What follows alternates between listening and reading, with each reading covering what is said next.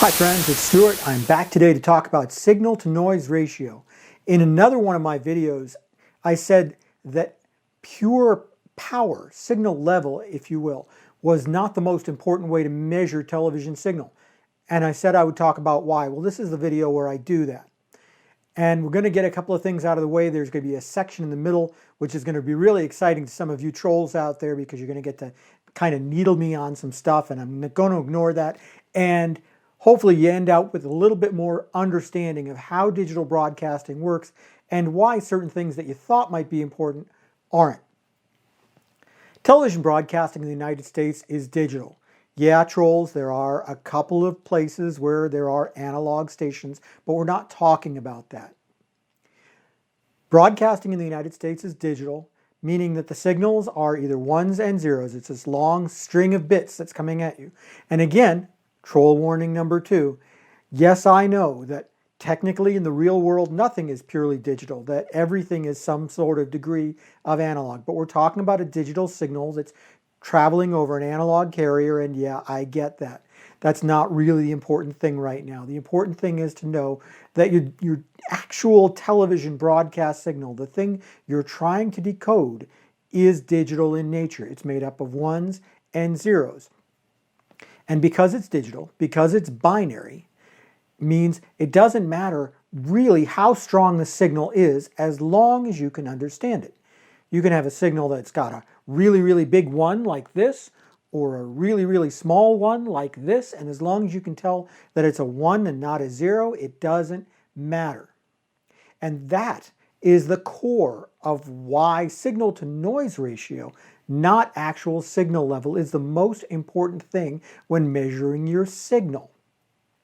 Because, see, there's noise out there in broadcasting. Troll warning number 3, yes, I understand where all noise comes from, but let's simplify it. There's just noise, there's electromagnetic signals in the air all over the place, and they're interfering with the digital broadcasts that you have. And so the important thing is to make sure that when you have a broadcast, that the tuner can distinguish what is the actual broadcast and what is the noise. So you want to have as much signal as possible. A low noise preamp is very important if you're having trouble receiving signal, because if your amplifier is adding as much noise as it is adding signal, then there's really no point to it. You want to be boosting that signal way up and adding only a little bit of noise to make sure that the signal to noise ratio goes up. That's what's really important here. Now, people will ask, what is a good signal to noise ratio as opposed to a bad signal to noise ratio? It really depends on the individual tuner and whether or not it's good. I'm going to pop some numbers up here on the screen for what are generally considered to be good SNRs. But there's a lot more to it. It depends on how many times you're splitting the signal, because that decreases the amount of signal and increases the amount of noise. It has to do with how sensitive your television tuner is. So this is really a range. And the most important thing is to know that, okay, you're going to do pretty well here and not pretty well there. If you're measuring antenna signal, you really should be measuring signal to noise ratio, which is why those really inexpensive signal meters don't tell you a lot. It's also why a lot of the less scrupulous antenna companies and amplifier companies all talk about their signal level, because they can't talk about signal to noise, which is the much more important part of the whole thing. You should be using a signal meter that really helps you understand what your signal to noise ratio is.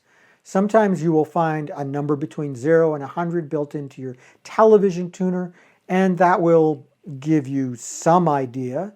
Although it's not a real measurement of signal to noise, it's usually some relative of that. So, okay, that's something.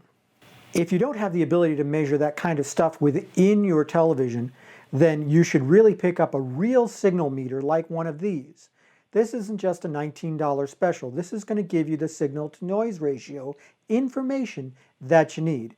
And of course, it's available at Solid Signal along with every antenna that you're going to need, everything for every possible situation.